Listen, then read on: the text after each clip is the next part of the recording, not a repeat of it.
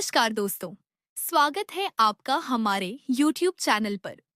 आज हम आपके लिए लेकर आए हैं एक बेहद ही दिलचस्प विषय, जिसमें कि आज हम एक ऐसे मामले की चर्चा करेंगे जहां आयकर अधिनियम की धारा 148 ए के अंतर्गत पुनः मूल्यांकन कार्यवाही को चुनौती दी गई है, क्योंकि उपबंध देय का प्रयोग अवैध रूप से किया गया।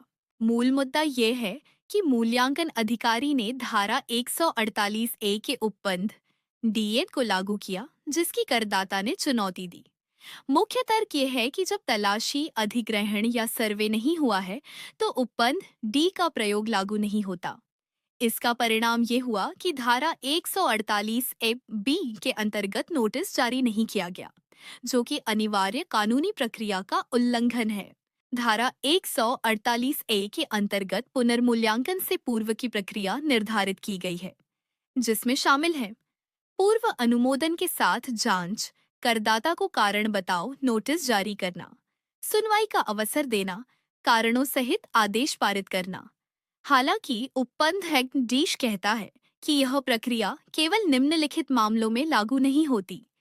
धारा 132 के अंतर्गत तलाशी, धारा 132 ए के अंतर्गत अधिग्रहण, धारा 133 ए के अंतर्गत सर्वे। इस मामले में मूल्यांकन अधिकारी ने धारा 148 ए बी की प्रक्रिया को दरकिनार करते हुए उपबंध डी को लागू किया।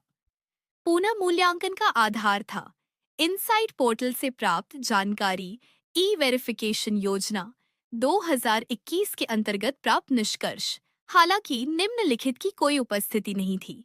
धारा 132 के अंतर्गत तलाशी, धारा 132 ए के अंतर्गत अधिग्रहण, धारा 133 ए के अंतर्गत सर्वे। मूल्यांकन अधिकारी द्वारा उपबंध डी का प्रयोग बिना उचित शर्तों की पूर्ति के किया गया, जो कि गलत है। इसके परिणाम स्वरूप धारा 148 ए बा के अंतर्गत आवश्यक कारण बताओ नोटिस जारी नहीं किया गया, करदाता को सुनवाई का अवसर नहीं दिया गया। यह एक क्षेत्राधिकार संबंधी दोष है, जो प्राकृतिक न्याय के सिद्धांत का उल्लंघन करता है। इस तरह की प्रक्रिया में अनियमितता आयकर अधिनियम के अंतर्गत निर्धारित प्रक्रिया का उल्लंघन करती है और इससे धारा 151 के अंतर्गत अनुमोदन तथा धारा 148 की नोटिस अमान्य हो जाती है। निष्कर्षतः चूंकि उपबंध डी को लागू करने की शर्तें पूरी नहीं हुई, इसलिए धारा 148 ए के अंतर्गत निर्धारित प्रक्रिया का पालन नहीं किया गया। अतः यह पुनः मूल्यांकन कार्यवाही पूरी तरह से अवैध है और प्रारंभ से ही शून्य वॉइड ab initio मानी जाएगी। आपने हमारा वीडियो अंत तक देखा, इसके लिए आपका दिल से धन्यवाद। आगे भी हम आपके लिए ऐसे ही उपयोगी और जानकारीपूर्ण वीडियो लाते रहेंगे। इसके लिए वीडियो को लाइक करें, चैनल को सब्सक्राइब करें और अगर इस विषय से संबंधित आपका कोई भी सवाल है, तो आप कमेंट या ईमेल के माध्यम से हमसे संपर्क कर सकते हैं।